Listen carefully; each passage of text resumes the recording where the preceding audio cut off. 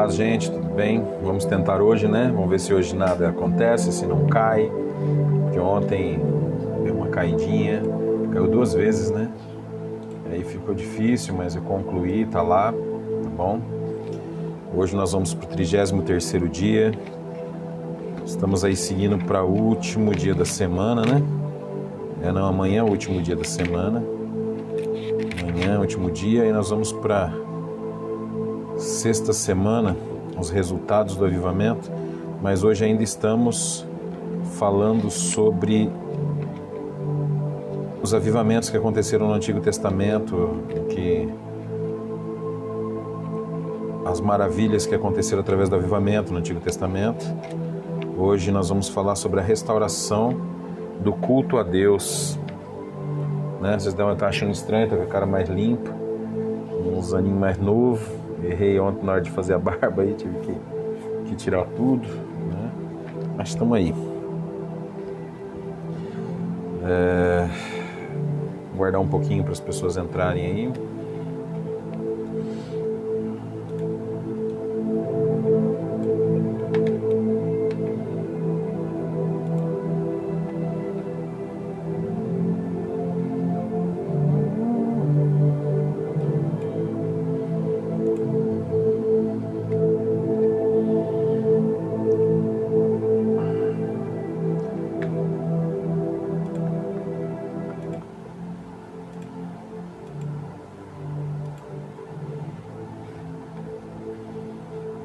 Bom, vamos dar início então ao nosso 33º dia, amém? O nosso avivamento verdadeiro. Deixa eu só fazer uma última regulagem aqui no som. Entrada. Tudo certinho aqui. Beleza, vamos lá, vamos começar orando. Senhor meu Deus, meu Pai, te agradecemos pela sua misericórdia, pelo seu perdão sobre os nossos pecados, Senhor, pois quão pecadores somos e a cada dia o Senhor tem nos transformado e nos melhorado.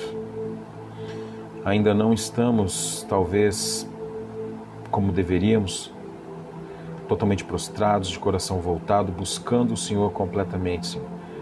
Mas eu tenho a plena convicção que o Senhor está, através do Espírito Santo, levando cada um de nós à Tua presença, levando cada um de nós diante de Ti. O nosso coração pode não estar totalmente voltado ao Senhor, Pai, mas o Senhor torna o coração dos Seus filhos a Ti.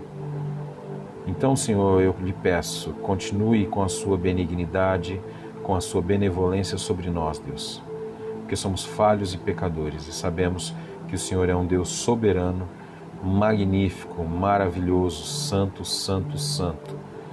Nos quebrantamos diante de Ti, o nosso coração se quebranta diante de Ti, Senhor Deus. Te agradecemos, Deus, por tamanha misericórdia, por tamanho amor, em nome de Jesus, amém e amém e amém. Paz, Dona Olímpia, boa tarde, tudo bem? Bom, 33º dia, restauração do culto a Deus. Quando nós falamos de culto, nós lembramos dos nossos cultos, é isso, né? Significado de culto.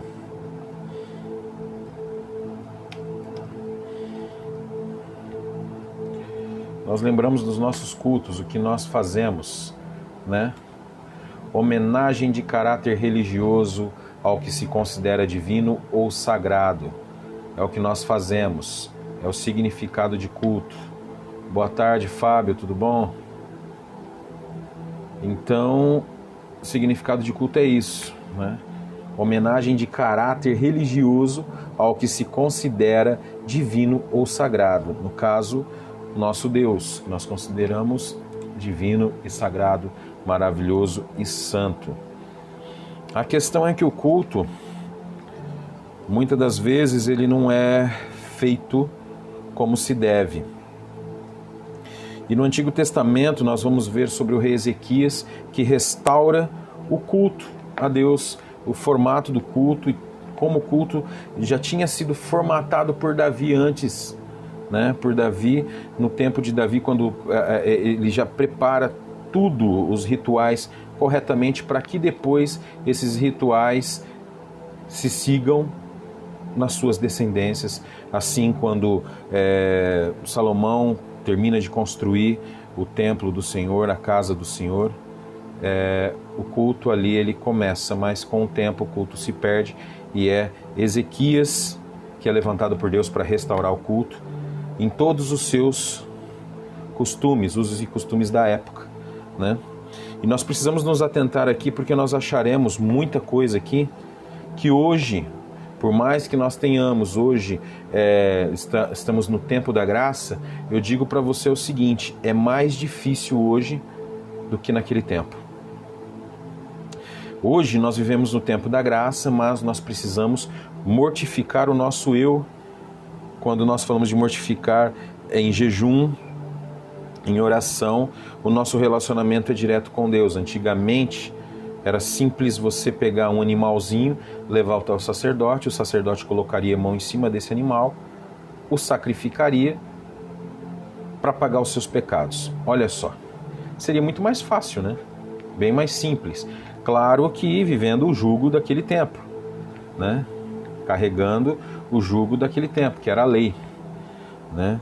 Quando nós falamos da lei, nós estamos falando aqui somente nos 10 mandamentos. Estamos falando das 360, por volta de 360 ou mais leis que tinham, né, a respeito de usos e costumes, das ofertas e de muitas outras coisas. Isso aí você vai encontrar facilmente no Pentateuco, tranquilamente, em Crônicas você acha, em Levíticos você acha esses rituais acontecendo, e ali você vê que ao mesmo tempo que seria para nós hoje muito mais fácil levar o cordeirinho lá para ser imolado, né, em nosso favor, do que mortificar a nossa carne.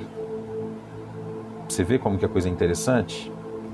Bom, vamos lá ao que o nosso querido Edson Queiroz escreveu. O rei Ezequias foi usado por Deus para restaurar a adoração e os sacrifícios no templo. No tempo exato, Deus levanta esse rei para que ele possa restaurar todo o culto no templo. Paz, dona Carminha. O senhor Macron está melhorando. Glória a Deus, né, Olímpia? Que bom. Que bom, vamos continuar orando por ele, tá? Nessa história, teremos diversos princípios que poderemos aplicar nos cultos em nossa igreja. Nós precisamos ficar atento a isso, ou aonde nós estamos pecando no nosso culto, onde nós estamos falhando na execução dos cultos. Creio que precisamos restaurar e alinhar os cultos nas igrejas de acordo com Deus e sua palavra. Existem igrejas onde os cultos são mortos, cheios de rituais e tradições humanas, cultos cheios de cânticos, mas com pouca adoração em espírito e em verdade. Algumas pregações não movem nem sequer uma palha, talvez com conteúdo bíblico, sim, com conteúdo bíblico, olha só, mas sem o fogo do Espírito Santo. Pastores sem unção, apenas cumprindo a sua obrigação dominical. Como precisamos de restauração em nossos cultos. Você consegue entender o que ele quis dizer, fazendo uma ligação do culto daquele templo que foi restaurado, que tinha sido perdido e foi restaurado, com o nosso culto nos dias de hoje. É muito complicado quando nós olhamos para isso, porque muitas vezes nós vamos levar para o nosso lado, para os nossos sentimentos e para o que nós sentimos talvez no culto. Talvez eu não sinta a mesma coisa que você. Talvez você sinta mais poder no culto e eu sinto menos. Talvez você esteja mais ligado ao culto e eu menos ligado ao culto. A questão é que quando nós falamos no culto, no contexto geral, não estamos falando apenas da programação do culto que é feito pelos líderes da igreja, não. Mas o nosso culto a Deus, o meu e o seu. Nós temos preparado esse culto desde o momento que nós acordamos. O Hélio também está bem? Que beleza, olha aí. Deus fazendo graça, trazendo graça e misericórdia na vida dos nossos irmãos. O senhor Macron já está melhorando, o Hélio já está bem, mas vamos orar por ele, continuar orando, porque, né? Oração nunca é demais, intercessão ainda nem se fala. Então nós precisamos entender que o nosso culto, o meu culto, o seu culto a Deus, independe do culto local, porque a igreja em si, ela é só o lugar onde nós vamos cultuar. Nós vamos nos congregar, nós vamos em comunhão entre pessoas, está. Não significa que ela é o fim em si mesmo. A igreja, quando nós falamos de igreja, nós estamos falando de comunhão, sim. Mas nós estamos falando do nosso ato de adoração, o meu ato particular, o seu ato particular de cada um. Quando nós acordamos, vamos dar um exemplo, domingo de manhã, nós sabemos que domingo é o dia do Senhor. Então nós acordamos de manhã, já preparando o nosso espírito para estar no culto às 7h30 da noite, ou melhor, tipo nós que prestamos o serviço na casa do Senhor. Eu já acordo de manhã 7 horas, 7h30 da manhã, sabendo que às 8h30 eu tenho que estar na igreja, porque 9 horas nós temos o culto da manhã, 10 horas EBD, 11 horas o ensaio, 7h30 da noite o culto. Então, quer dizer, o dia é praticamente voltado para isso. Mas será que eu, com toda essa programação, estou prestando o meu culto sincero e fiel ao meu Senhor? Será que eu estou preparando o meu dia para isso? Confesso para vocês que tem dia que sim, tem dia que não. Tem dia que o meu corpo não quer, que eu não quero, o meu eu não deseja, mas ainda assim Deus de alguma forma me levanta e me leva até lá. Mesmo contra a minha vontade, porque eu não tenho vontade. A partir do momento que eu entreguei minha vida a Cristo, eu não tenho mais essa vontade, mas o meu corpo resiste. Aquele velho homem ainda resiste a isso. Mas eu creio que Deus me levanta pela mão e me leva até lá. E conforme o culto vai acontecendo, essa coisa de não querer acontece e me levanta e me renova. É impressionante isso. Eu estou confessando esse pecado para vocês, gente. Tem dia que não dá. Ontem, por exemplo, vocês que estavam assistindo viu que caiu, depois eu voltei de novo, caiu outra vez, depois eu voltei mais uma vez pela terceira vez. Mas ontem eu estava num dia péssimo, eu estava hiper desanimado, cansado, estressado. E aí, ainda assim, caiu, eu voltei. Então, existe em mim hoje uma força que vai além do que eu sou. Não sou mais eu. Porque por mim mesmo eu não queria. E isto é o que aconteceu no Éden, aquele pecado do Éden que se chama depravação total. Certo? A Igreja do Nazareno ela não vê como uma depravação total. Mas eu entendo como a depravação do ser, a depravação da terra, tudo se perdeu. Então nós não temos esse anseio, por mais que nós lutemos, se nós não tivermos o Espírito Santo e ele não mudar a nossa forma de agir, a nossa forma de pensar, sinto muito. E muitas pessoas prestam culto dessa forma, a vida toda. Muitos pastores sobem no altar para pregar a vida toda desse jeito. Dão importância para outras coisas, mas aquilo ali, de fato, não tem tanta importância. Tem cultos, por exemplo, que você vai olhar e vai falar assim, nossa, eu não sinto nada. É claro, porque ele não tem tanta importância para muita gente. As pessoas não se dispõem a fazê-lo com a devida importância, porque, quantos cultos já cheguei de quarta-feira na igreja e não tinha quase ninguém? Então, assim, se as pessoas elas não voltarem o seu coração de fato a Deus, não estou falando, gente, porque o meu culto, o culto só vai acontecer se tiver gente. Não, o culto vai acontecer de qualquer forma, porque o culto é a Deus. Se eu estiver lá, ou 2 ou 3 estiverem lá, nós vamos cultuar a Deus. Às vezes o nosso eu não consegue entender isso, mas o Espírito Santo nos confirma. Amém? Bom, vamos lá. Então nós precisamos fazer essa leitura. Como está o nosso culto? Como nós estamos pregando esse culto, entregando esse culto a Deus? É de fato da forma correta? Então nós vamos estudar um pouco aqui a respeito dessa restauração do culto a Deus. A restauração do culto a Deus, ela fala dos usos e costumes, das formas, de como era feito, as responsabilidades e tudo isso, certo? Vamos lá? A restauração dos ministros do templo. Restaurando os ministros. Então, hoje nós vamos trabalhar ali dentro de 2 Crônicas, capítulo 29, o capítulo 29 praticamente inteiro. Então, primeiro que nós vamos ler, 2 Crônicas, capítulo 29, versos 4 e 5, tá bom? Vamos lá? 1. Restauração dos ministros e do templo, restaurando os ministros, os líderes, no caso os pastores, os músicos, essas coisas todas, e o templo, a casa que tinha sido profanada. Vamos lá? Convocou os sacerdotes e os levitas, reuniu-os na praça que fica ao lado leste e disse: escutem-me, levitas.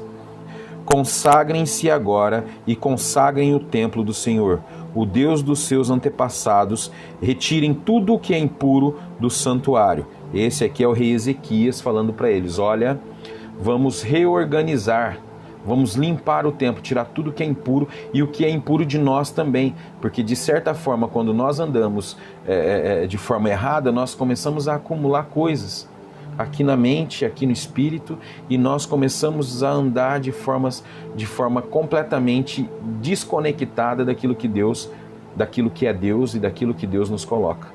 Começamos a pensar como pessoas do mundo, não como pessoas espirituais do outro mundo, digamos assim. Então ele fala: olha, levitas, olha, líderes, olha, sacerdotes, vamos restaurar o culto, consagrem-se vocês e consagrem o templo, limpem o templo. E o templo, quando a gente fala do tabernáculo, eu lembro de uma aula que eu tive na Plenitude, de EBD. Nós tivemos um livrinho de EBD que falava do tabernáculo, somente do tabernáculo e os significados. O tabernáculo, ele significa Jesus Cristo, e todos os utensílios significam atos de Jesus Cristo. Então, para você entender o tabernáculo, a importância do tabernáculo e o que era o tabernáculo. Jesus Cristo não era apenas o Messias que viria para nos salvar, morrer por mim, por você. Tudo que a Bíblia diz prefigura Jesus Cristo, e depois, quando Jesus Cristo vem, confirma o que Jesus Cristo faria. Esse é o Antigo Testamento, a sombra do Novo Testamento. Então, quer dizer, o Antigo Testamento, eles não tinham Jesus como um exemplo, mas eles tinham coisas que Deus colocou, por exemplo, para Moisés, para prefigurar esse Messias, esse Salvador. Uma delas é o sacrifício. Então vamos lá. O rei Ezequias reuniu os sacerdotes e levitas, exortou-os, os animou, né? Que ontem eu aprendi que essa palavra exortar não é chamar atenção, coisa e tal, e sim levar para cima, animar, trazer esperança. Exortou-os a consagração e santificação, animou-os a consagração e santificação. Ele tinha consciência que o nosso Deus é santo e não admite o pecado, principalmente naquele que tem a responsabilidade de ministrar. Então hoje nós vemos o quê? Denúncias e denúncias de pastores que abusam sexualmente, de pastores que roubam, de pastores que desviam, de pastores que usam os púlpitos ao seu bel prazer. Agora, na época de política, então nem se fala, né? Mas isso é outros 500. Então ele fala: olha, levitas e sacerdotes, se consagrem, porque Deus não aceitará, Deus não deseja, Deus não gosta disso. Então falar para mim que Deus ama o pecador, Deus ama o pecador depois que ele se arrepende, mas não enquanto ele comete pecado. Deus não ama pecado. Assim também não tem como ele amar o pecador, gente, você me desculpa. Vão vir aí com mimimi, com palavrinhas: mas Deus ama sim o pecador. Não, Deus não ama o pecador se ele continuar pecando, meu amigo. Deus não vai amar, não vai mandar para o inferno quem ele ama. Por favor, vamos ser sinceros, para de ficar passando doce, para de ficar mostrando que não dá, não tem que ser assim. Tem que ser verdadeiro, tem que falar a realidade. Deus não ama o pecador assim como ele não ama o pecado, e ele não ama o pecado assim como ele não vai amar o pecador que comete esses pecados. Ele só passa a amar a mim e você a partir do momento que nós deixamos todas essas práticas más, certo? E não cometemos mais. Mas eu não posso, eu vou cometer algumas falhas, alguns pecados. Não é isso que eu estou falando. Eu estou falando que tem gente que não deixa de cometer o pecado. E é isso aqui que nós estamos falando aqui. Homens, naquele tempo de Israel, eles se pervertiam rapidamente. Era coisa assim, ó. Deus vinha, fazia algo, dali a pouco eles se pervertiam, se entregavam à adoração a outros ídolos, se entregavam em casamento, lembra que nós falamos anteontem, se entregavam em casamentos para mulheres de outras tribos, de outros lugares, pagãs, e eles começavam a adorar a Deus. O próprio Salomão foi assim, certo? Então, nós precisamos entender que Deus ama aquele que abandona o pecado e o segue. Aplicando em nossas igrejas, pastores, líderes, músicos e cantores devem estar em plena santificação para o serviço do culto. E isso aqui é complicado porque eu me coloco aqui, ó, músicos e cantores, né? Será que todas as vezes que eu subi no altar eu estava santificado? Às vezes eu subi no altar péssimo, com sensações péssimas, e ao subir aqueles 3 degrauzinhos antes de chegar lá em cima, esses 3 degrauzinhos eram a minha cura, porque eu não queria subir os 3 degrauzinhos porque eu sabia a minha situação, mas Deus me perdoava porque eu subia pedindo perdão, e ali Ele restaurava mais uma vez o altar. Amém? Mas, e talvez isso aconteça, às vezes eu subi ali sem pedir esse perdão, sim, claro, altivo, como um pavão lindo. Sério, gente, às vezes acontece isso, sim, e a gente nem percebe. O problema é esse. Mas o que temos visto hoje, pastores deixando a esposa e casando-se com outra, devendo na praça, viciados em pornografia, falando palavrões, sem santidade, sem vida, jejum e oração, pessoas servindo nos ministérios, no louvor, no ensino, mas com a vida podre, mulheres participando do louvor com roupas indecentes, músicos cobrando da igreja para servir, depois que saem da igreja vão para os bares tomar bebidas alcoólicas. Isso aqui que ele disse, não é só tomar bebidas alcoólicas, tocar músicas mundanas para pessoas mundanas. Depois do culto saem com as jovens da própria igreja para namoros indecentes e cheios de sexualidade. Muito barulho, muito cântico, mas nenhuma vida espiritual. É hora de mudanças. Chega de blasfêmias e provocações à ira de Deus.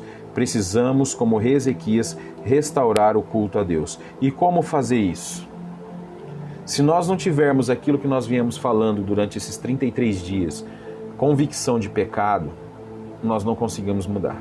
Se nós não começarmos a nos consagrar em oração, em jejum, em buscar limpar o nosso eu, e limpar, o que eu quero dizer, isso aqui que ele fala aqui, santificar o templo, este lugar que o Espírito Santo habita ou deveria habitar. Se nós não limparmos, não tirarmos toda a sujeira, talvez nós não estamos dando espaço para o Espírito Santo agir ou trabalhar em nós. Ah, mas nem todo tempo eu consigo ser assim, mas tem um tempo de ira. Sim, eu concordo que existe um tempo que a ira vem, que você se perde completamente, que você fala o que não devia e é tomado de sensações e sentimentos terríveis. Eu também sou, gente, nós somos humanos. É isso que ainda nos traz uma oportunidade. Nós somos humanos e Deus conhece o nosso coração. Mas muitos corações Ele sabe que nunca se voltarão a Ele, como muitos corações se voltarão a Ele. Por isso que Ele diz, porque Deus deu o seu único Filho para que todo aquele que nele crê, todo aquele que nele crê não pereça, mas tenha a vida eterna. Deus enviou seu único Filho para que, algumas traduções, para que todo aquele ou todo mundo que nele crê. Então Ele fala de indivíduos, pessoas. E aqui acontece a mesma coisa, indivíduos e pessoas. Sou eu e você, é nosso relacionamento com Deus que importa. E restaurar o culto e esse tempo de adoração a Deus vem de nós. Nós precisamos restaurar o nosso culto com Deus. Ah, mas a igreja que eu estou frequentando, eu vejo que lá tem pessoas assim, assim, assim, assado. Amém. E aí, Nice, tudo bem? Graça e paz. Graça e paz, Nice. Então, nós temos que restaurar o nosso culto com Deus. Ah, mas agora vamos partir para o culto, o nosso culto de comunhão, nosso culto em igreja, nosso culto num prédio, nosso culto em sociedade. Sim. Ah, mas o pastor isso, o ministro de louvor aquilo. Ah, vamos restaurar primeiro o nosso altar? E depois orar para esses irmãos mudarem e restaurarem o deles? É isso que é avivamento. Alguém tomar a posição, alguém entrar na brecha, alguém entrar no lugar onde está a falha e começar a orar, interceder por aqueles que não conseguem de repente enxergar os erros e as falhas cometidas. 2. O perdão dos pecados. Olha lá, vamos 2 Crônicas, capítulo 29, versos 20 a 24, tá? Vamos lá? Verso 20 de 2 Crônicas 29 diz o seguinte: cedo, na manhã seguinte, o rei Ezequias reuniu os líderes da cidade e juntos subiram ao templo do Senhor, levando 7 novilhos, 7 carneiros, 7 cordeiros e 7 bodes, como oferta pelo pecado, em favor da realeza, só dos reis, do santuário e de Judá. O rei ordenou que os sacerdotes descendentes de Arão sacrificassem os animais no altar do Senhor. Então os sacerdotes abateram os novilhos e aspergiram o sangue sobre o altar. Em seguida fizeram o mesmo com os carneiros e com os cordeiros. Depois os bodes para oferta pelo pecado foram levados para diante do rei e da assembleia, que impuseram as mãos sobre eles. E aí passaram o pecado, era assim que era entendido. Os sacerdotes abateram os bodes e apresentaram o sangue sobre o altar como oferta pelo pecado para fazer propiciação por todo Israel, pois era em favor de todo Israel que o rei havia ordenado o holocausto e a oferta pelo pecado. 2 Crônicas 29, 20 e 24. O rei reuniu os sacerdotes e trouxeram diversos animais a sacrificarem e aspergerem o sangue sobre o altar em favor de todo o povo, em favor do pecado de todo o povo. Hoje temos que mortificar a nossa carne, gente, em jejum. Hoje nós temos que abrir mão de muitas coisas. Hoje não tem mais aquele bode que você coloca a sua mão, entrega para o sacerdote, ele mata, asperge o sangue, pronto, está resolvido o teu problema. Mas nós tivemos um Messias, um Senhor, que pelo seu sangue todos nós fomos sarados. Ele foi a propiciação pelos nossos pecados. Jesus Cristo, gente. Lá no Gólgota foi o altar onde foi sacrificado o Cordeiro perfeito. Por mim, por você e por todas as gerações antepassadas e vindouras. Porque nós estamos no ano 2020 depois de Cristo. Significa que são 2020 anos que Cristo foi sacrificado por todas as gerações, desde aquele dia até hoje e até lá na frente. Vocês têm noção o poder desse sacrifício?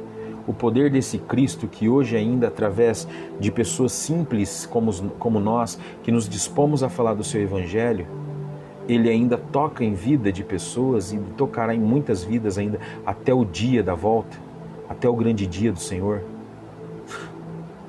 Certo? E qual é o nosso culto? O que nós temos feito? Prestado o nosso culto a esse Deus maravilhoso que envia esse homem, esse Messias, o Filho, o único gerado por Ele, para nos reconciliar com Deus. A Bíblia afirma que sem derramamento de sangue não há remissão de pecados no Antigo Testamento e ainda hoje, porque Jesus Cristo derramou sangue para essa justificação. Jesus Cristo já fez o sacrifício final. Não necessitamos mais de sacrificar animais, porque o sangue de Jesus Cristo tem poder para purificar de todo pecado todas as gerações. Entendeu? E o sangue de Jesus Cristo hoje, ele vem como a sua palavra, limpando. Porque, gente, você tem noção que pessoas simplesmente por ouvir, isso já é bíblico, né?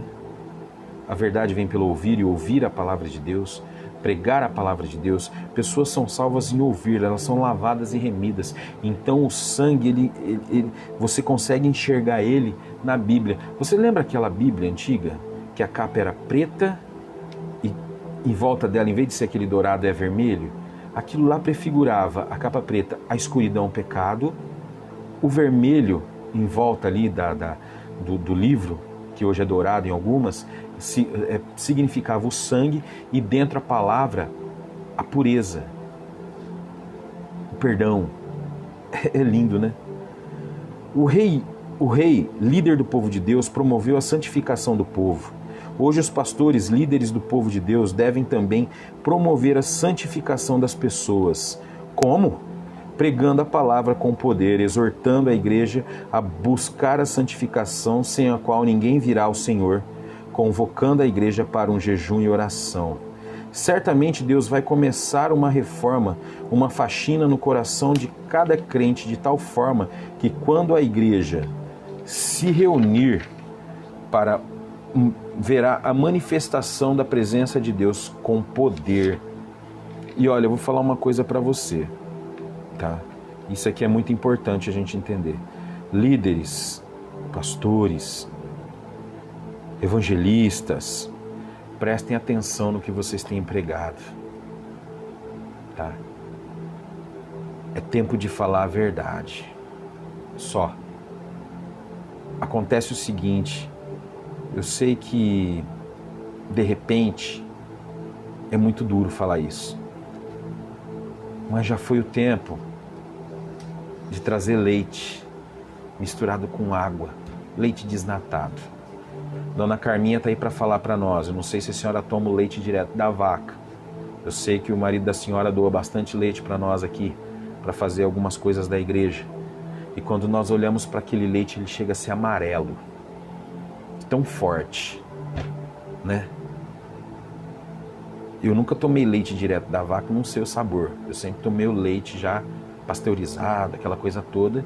E também acho que eu não sei se eu tenho interesse de tomar o leite direto da vaca, que nem leite direito eu tomo.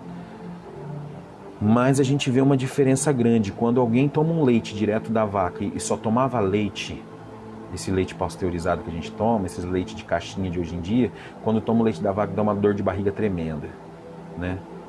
É tempo da gente falar a palavra de Deus tão lúcida, tão limpa e tão clara, para chegar a doer. Tem que doer. Como nós vimos ontem, quando Esdras abriu a palavra e lia das 6 horas da manhã até meio-dia, e não somente lendo, mas explicando e ensinando, homens se dobravam e choravam porque doía. Hoje não. Hoje não. Eu sei que o culto é para a gente prestar culto a Deus, mas ela tem que vir cheia de ensino. Ah, mas a pregação não deve ser ensino. Como não? Ficar trazendo exemplos. Acabei de dar um exemplo aqui agora para você, mas tem cultos que é cheio disso. O cara dando exemplo. E cadê a palavra? Sabe? Porque é ela que muda. Então quer dizer, se hoje, por exemplo, eu convocar a igreja do Senhor ali a Nazareno, gente, vamos ler a palavra de Deus hoje. Vamos começar às 7 horas da noite e vamos ler um livro inteiro de cabo a rabo, ou apenas 2 capítulos, ou um capítulo apenas. Eu falo para você, eu lembro de um relato que o meu sogro fala, de um pastor que ele pegava aquele texto de João 3,16, porque Deus amou o mundo de tal maneira que deu seu único filho para que nem todo aquele que crê não pereça, mas tenha vida eterna. Só nesse primeiro, ó, porque Deus amou o mundo, ele já fazia quase 1 hora de exposição. Então você imagina se naquele texto de João 3,16, desse tamanhozinho, tá? Ele faria, só no primeiro ali, porque Deus amou o mundo, porque Deus amou o mundo, 4 palavras, ele já fazia 1 hora, 1h30 ou 2 horas de palavra. Você imagina de um capítulo inteiro. Então quer dizer, o que Esdras fez lá foi ler um capítulo inteiro, ou um livro inteiro, das 6 horas da manhã até meio-dia, explicando. Então a gente não sabe a quantidade que ele leu, mas ele leu ensinando e explicando, e as pessoas sentiram dores. Por quê? Porque eles ouviram a verdade. E a palavra liberta, gente. E a palavra liberta. Nós não podemos mais aceitar conversa e papo furado e piada em cima de púlpito, por favor. Sabe? É muito interessante quando você quer rir, você vai no YouTube então e põe lá nos caras que fazem comédia, Pastorzão, eu não sei o que lá do Manto, esses caras assim, vai rir um pouco, certo? Mas púlpito não é lugar de fazer nego rir, não. Isso eu tô falando por causa de pastores que fazem piada, porque eu tô ensinando os casais. Mas meu amigo, o que é isso? Ensina a verdade. Ai, ai. 3. O louvor e a adoração foram genuínos. E esse louvor e essa adoração se torna genuína porque eles se santificaram, se purificaram. Será que os nossos louvores e adoração está sendo genuína?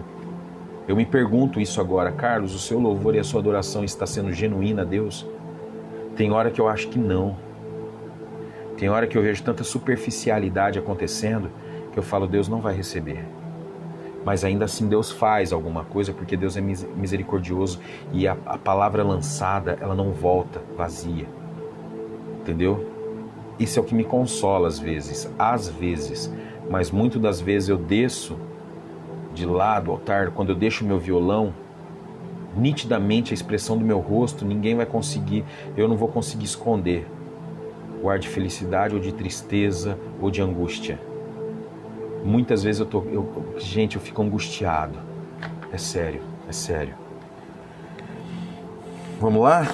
2 Crônicas, capítulo 29, versos de 25 a 30 agora, tá?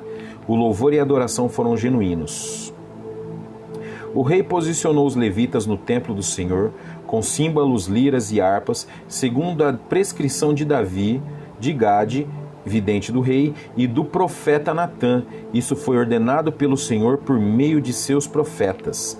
Assim os levitas ficaram em pé, preparados com os instrumentos de Davi e os sacerdotes com as cornetas. Então Ezequias ordenou que sacrificassem o holocausto sobre o altar. Iniciando o sacrifício, começou também o canto em louvor ao Senhor, ao som de cornetas e dos instrumentos de Davi, rei de Israel. Toda a assembleia prostrou-se em adoração, enquanto os músicos cantavam e corneteiros tocavam, até que terminou o holocausto.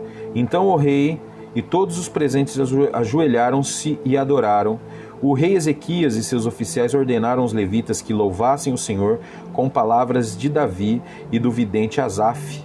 Eles o louvaram com alegria, depois inclinaram suas cabeças e adoraram. Existia tanta reverência naquele lugar que talvez hoje nós não temos esse tipo de coisa. Se eu começar a dar exemplos aqui, vou ter problema. Vou. Mas uma das coisas que eu fico mais impressionado é a peixaria que parece antes de começar o culto. Gente, vamos fazer o culto ao Senhor? Eu lembro de um amigo nosso, João, e estava tanto barulho na igreja, ele subiu no altar, pegou o microfone, ele ia fazer a abertura do culto, ele falou, e o silêncio também louva ao Senhor. Rapaz, isso entrou como uma faca no peito. O silêncio também louva ao Senhor. Às vezes nós só queremos estar ali, sentadinho no cantinho, quietinho. Aí tá os tontos, que nem eu dos músicos aqui lá em cima, e plim, plim, plim, plim, plim, tocando e as pessoas tentando orar. Eu peço perdão a vocês se eu já fiz isso um dia. Eu tenho certeza que eu fiz. Eu peço perdão desde já, gente. Porque é horrível.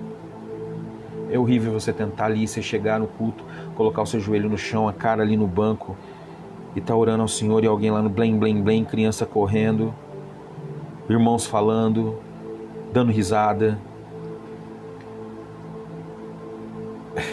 Bom, os músicos e cantores tomaram suas posições, agora sim santificados e em condições espirituais de ministrarem perante o Senhor. Começou o culto, começaram os louvores, e o poder foi tão grande que o povo se prostrou em adoração ao Senhor. O rei e todos os demais se ajoelharam e adoraram. Como precisamos ver isso acontecendo em nossas igrejas? Em alguns lugares existe muita aparência de adoração, mas na realidade não há nenhuma manifestação do poder de Deus. Como falta adoração em espírito e em verdade. Mas se pastores, líderes e ministros que participam dos cultos se santificarem, levarem Deus a sério, com certeza experimentaremos um grande avivamento espiritual. Chega de animamento, precisamos de avivamento. Gente, isso é uma grande verdade. Nossa. Por isso que eu falo que dói. Que esse livrinho tem sido... E olha, eu vou falar para você.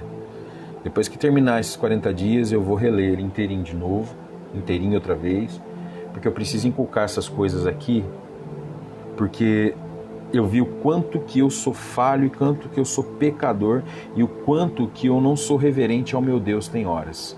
Não é sempre, mas às vezes nós esquecemos, a coisa se torna tão automática que nós esquecemos que aquilo ali é um culto para Deus, que a presença de Deus, através do Espírito Santo, está ali nitidamente, através dos irmãos que estão ali, através das pessoas que estão ali para adorar e levar o nome de Deus adiante, ao alto, com poder. E aí nós tratamos isso como se nada acontecesse. Peço perdão mais uma vez, Senhor, por isso. O culto ao Senhor foi restabelecido. 4. E o culto foi restabelecido. 2 Crônicas 29, 35 e 36, vamos lá? O culto ao Senhor foi restabelecido. Houve holocaustos em grande quantidade, oferecidos com a gordura das ofertas de comunhão e com as ofertas derramadas que acompanhavam esses holocaustos. Assim foi restabelecido o culto no templo do Senhor. Ezequias e todo o povo regozijam-se com o que Deus havia feito por seu povo, e tudo em tão pouco tempo.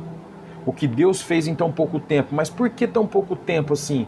Por que ele quis dizer isso? Porque as pessoas realmente viram a necessidade dessa restauração, dessa mudança de ser.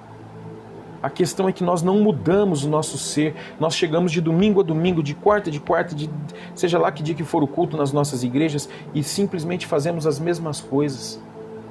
Já tem gente... Eu não sei, eu tinha isso e sinto de vez em quando muito isso, que quando é dia de culto eu preciso me preparar mais cedo, eu quero sair mais cedo, eu quero chegar lá e organizar tudo para que tudo corra bem, para que tudo saia bem. Então eu saio de casa, às vezes a Camila fala, pô, mas você vai sair 6h30, o culto é 7h30, vou amor, porque eu tenho que colocar os fios no lugar, eu tenho que fazer isso, tenho que fazer aquilo, para que tudo corra bem, para que tudo dê certo. E o dia que eu não faço isso, que eu chego em cima da hora, meu Deus, parece que tudo vai dar errado. Eu me sinto inseguro, parece que eu deixei de fazer alguma coisa que importasse. Parece que para mim aquele dia não foi como os outros dias. Eu agradeço a Deus pela misericórdia dele de ainda receber a nossa adoração da forma que nós fazemos, com a falta de cuidado que nós fazemos. E não adianta falar, mas não tem eu. Não tem isso.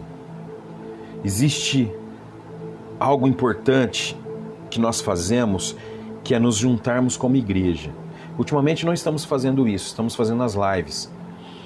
Mas talvez isso dê uma esfriada ainda mais, porque, acabou, vamos lá, faz louvor, mecânico, e não tem a resposta da igreja, nós sentimos a presença, não sentimos a presença, como é que é isso, tal, e não sei, e hoje nós estamos clamando aqui, pedindo para as pessoas, vamos aos cultos presenciais, sabendo que ainda a coisa está aí rodando, vamos gente.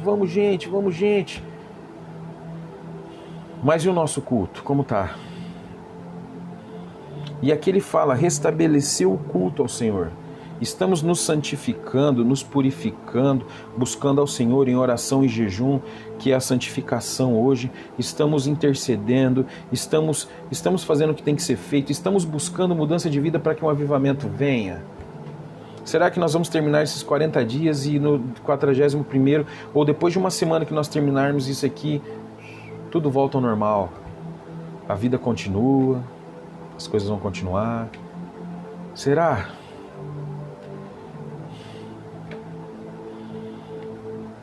Não sei. É difícil, gente, é difícil. Notem a frase, assim foi restabelecido o culto no templo do Senhor. De que forma? Preste atenção. Houve holocaustos em grande quantidade, oferecidos com gorduras de ofertas de comunhão e com ofertas derramadas que acompanham esses holocaustos.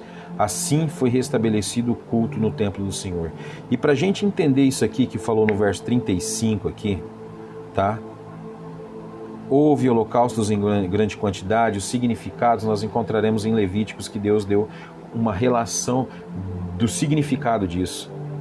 Então hoje nós precisamos buscar restabelecer isso, entender o que é esse restabelecer desse culto.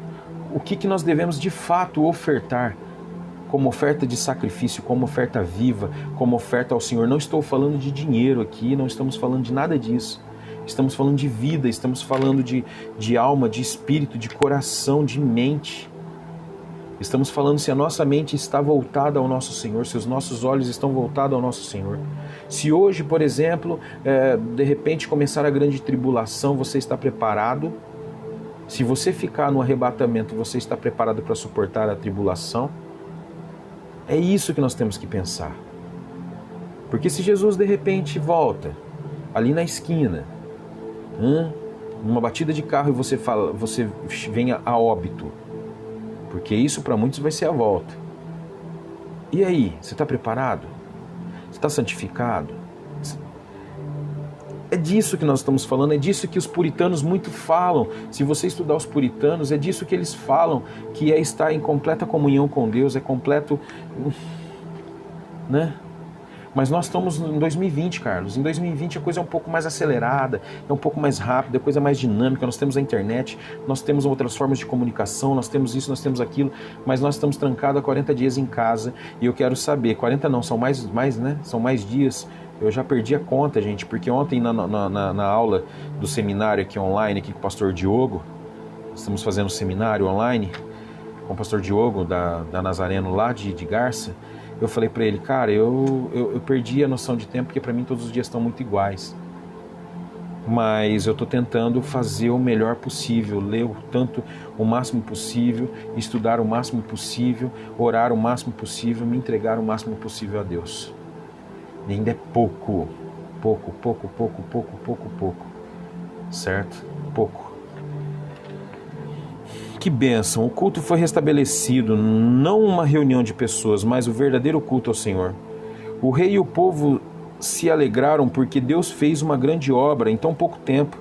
Deus é poderoso para enviar um poderoso avivamento espiritual e em pouco tempo restabelecer os cultos em nossas igrejas de acordo com sua vontade. Um louvor que agrada ao Senhor e não ao povo, uma pregação que seja espada, que penetra entre ossos e medulas e não piadinhas que só produzem risada. Precisamos de um verdadeiro culto onde o poder de Deus se manifeste, trazendo convicção de pecado e salvação, libertação, transformação e produção da vida de Cristo em nós. Reconfigurar esse culto, voltar ao início de como era. É sim, dona Carmen, é muito forte. E eu vou falar para a senhora, olha, o mais difícil é aceitar. Até nós, assim, tem hora que eu falo, eu sinto, aí eu falo e depois eu falo, poxa, meu Deus. Então, o que nós temos feito, enfim, para que tudo isso aconteça? Será que tudo isso que nós ouvimos nesses 33 dias, quem esteve comigo aí nesses 33 dias, será que conseguiu compreender a profundidade, o poder e a justiça que isso trará sobre a nossa vida? Que Jesus quer justificar, mas a justiça que vem através do que nós conhecemos, do que nós aprendemos aqui nesses 33 dias e vamos aprender até o 40º dia. E eu espero que depois disso vocês leiam a Bíblia, buscando entender e conhecer muito mais a palavra de Deus, porque é o que nos importa e nos prepara, que é o que nos livra e nos salva, que é a verdade. Será que isso vai trazer em nós realmente uma metanoia, uma mudança de mente, uma novidade? Será que nós restauraremos o nosso culto? Será que nós restauraremos a nossa comunhão? Será que nós restauraremos a nossa visão de quem é Deus? Ei, vamos lá, né? É muita informação aqui. É muita informação. E cara, apanhar do jeito que nós estamos apanhando, ouvindo isso aqui e falar que não é nada...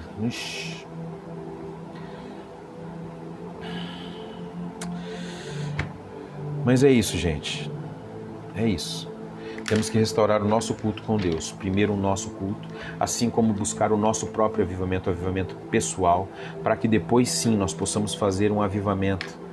Não nós, mas Deus. Entenda bem quando eu quero dizer nós, porque quando nós preparamos o nosso coração e Deus aviva a nós primeiro, nós somos sementes lançadas no meio de terrenos, às vezes secos, e temos que nos esforçar para dessa semente sair um broto, para que desse broto ainda se esforce para criar raízes e para crescer. Eu gosto muito da imagem que eu uso no Ministério Convergir, que é uma árvore, né? Está escrito convergir no meio. Em cima uma árvore frondosa, embaixo raízes entrando na terra do tamanho da copa da árvore. Porque da mesma forma que nós precisamos crescer para cima, precisamos crescer para baixo. Precisamos enraizar na palavra de Deus para que essa árvore frondosa ela tenha a mesma resistência embaixo. É isso aqui, ó. Para quê? Para que quando o vento vier, ela pode até balançar em cima, mas embaixo existe algo que a segura. Então é isso, a nossa fé ela deve ser como essa árvore que cresce, que primeiro é uma semente num terreno não tão bom, mas que ela se esforça criando raízes para baixo, e aí ela rasga como um broto e começa a crescer um pequeno caule até se tornar uma árvore durante muito tempo. Daqui a pouco é uma árvore frondosa e enorme. E é isso, gente, esse é o nosso 33º dia, que olha, poxa, falou muito. Então, recordem o que foi dito ontem, só vou falar mais uma vez para vocês lembrarem. O povo pediu, ontem, o povo pediu para Esdras ir lá na praça e ler a palavra de Deus. Esdras foi à praça, abriu o livro, 6 horas da manhã, e lia ele até meio-dia.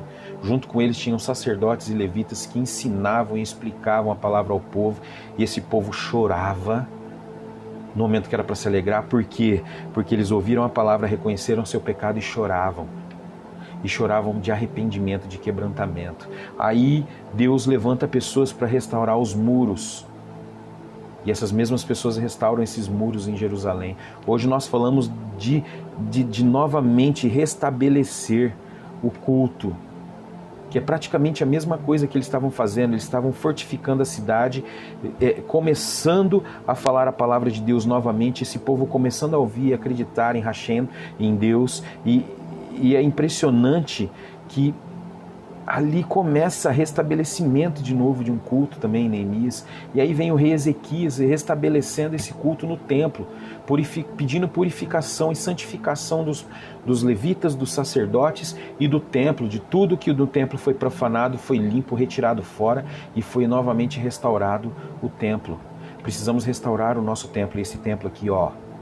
Porque eu não sei se você sabe, quando Jesus passa na frente e os apóstolos falam, nossa, que construção maravilhosa, e Cristo diz, olha, desse templo não sobrará pedra sobre pedra, mas no 3º dia ele será levantado. Jesus fala do corpo dele e fala do templo, porque o templo realmente foi derrubado e não sobrou pedra sobre pedra, e hoje está lá, pedra sobre pedra e um muro apenas.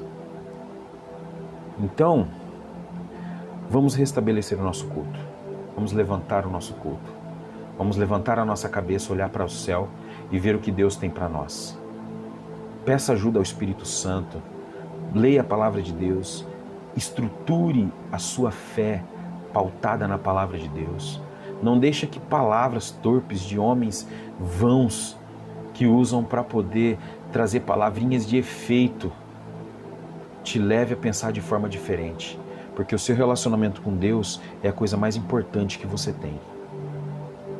Existe uma hierarquia que é Deus, família, filhos, ministério e igreja. Certo? Deus e família. Pegou? Pois é. Deus é a coisa mais importante que nós temos em nossa vida. Tendo Ele, as outras coisas serão fáceis e serão grandemente modificadas em nossa vida. Seremos melhores pais, melhores maridos, melhores esposas, melhores amigos, melhores tudo, no contexto geral. Vamos orar pela vida dessas pessoas aqui, ó. Pela família da Dina Andreata, Valmir Alex e Suzelaine Tomazini, pela Nice, nossa amada e querida Nice, Dona Zilda, que o Senhor tem cuidado grandemente dessa Nice, da Dona Zilda. Frank Macron, a Dona Olímpia disse que ele já está melhor. Aleluia, o Hélio também já está melhor, mas vamos orar por ele, né, Carminha? A Olga, que a Anice pediu também, eu não sei qual a situação, e a Alice, que provavelmente já está melhor também. Amém? Vamos orar? Senhor, meu Deus, meu Pai, nós entregamos nas Tuas mãos essas vidas que nós já estamos orando há algum tempo, Deus. Alguns deles o Senhor já está restabelecendo a saúde, alguns deles o Senhor já restabeleceu. E o Senhor é bom por isso, o Senhor é misericordioso, é maravilhoso. Mesmo nós sendo quem nós somos, infiéis, injustos, Senhor Deus. Mas o Senhor é bom e o Senhor é justo. Ouve a nossa oração mais uma vez, Deus. Restabelece, restaura a família da Dina Andreata. Todas as necessidades, assim como da família do Valmir Tomazini, do Alex, da Suzelaine Tomazini, Senhor Deus. Restaura, muda, transforma.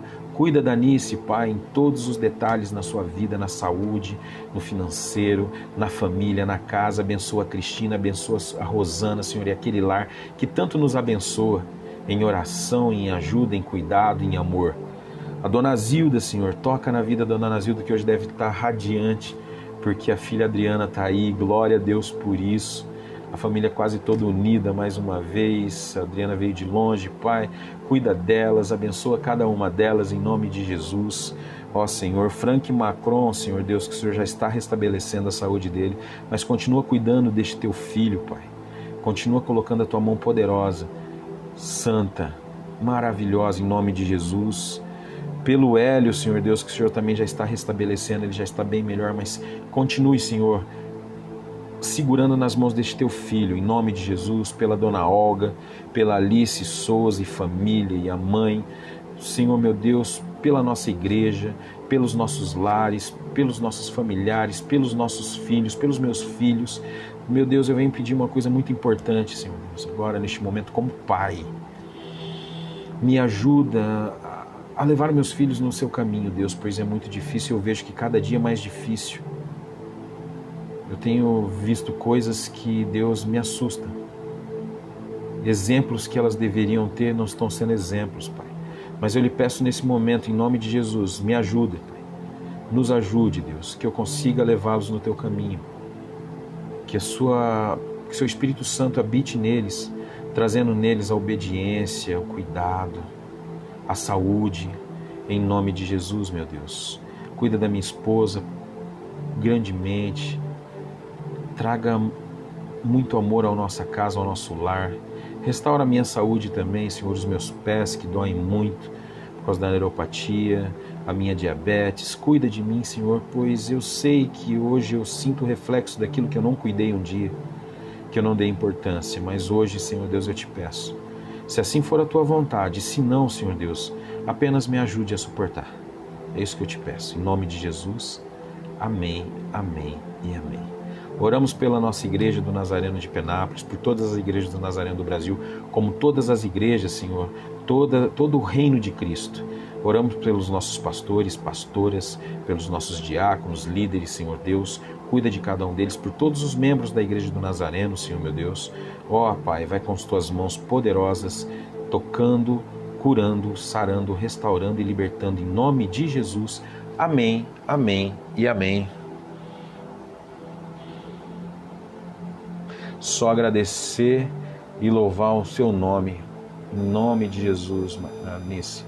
É o que nós temos, a única coisa que nós podemos fazer, porque Ele é muito justo, Ele é muito fiel a nós, né? Impressionante que nós não somos nem um pouco fiel a Ele. Mas Yeshua HaMashiach, nosso Deus, maravilhoso, poderoso, santo, está comigo, está com você, está no seu lar, está na sua casa, através do Espírito Santo, que hoje Ele derrame graça e misericórdia. Amanhã pela manhã, gente, 9 horas da manhã, culto matinal, 10 horas EBD, online com o irmão Odimar, 7h30 da noite, nosso culto de celebração da família, culto presencial. Aqueles que tiverem dentro das normas, né, que eles pedem, de doença, menores, essas coisas todas, aquele que puder, participe conosco do culto. É muito bom, é tempo da gente começar a restaurar algumas coisas, tá bom? Aquele que não puder, continue assistindo online, está sendo abençoado da mesma forma, tá bom? Amo todos vocês, um abraço e até amanhã, 4 horas da tarde. Tchau, gente.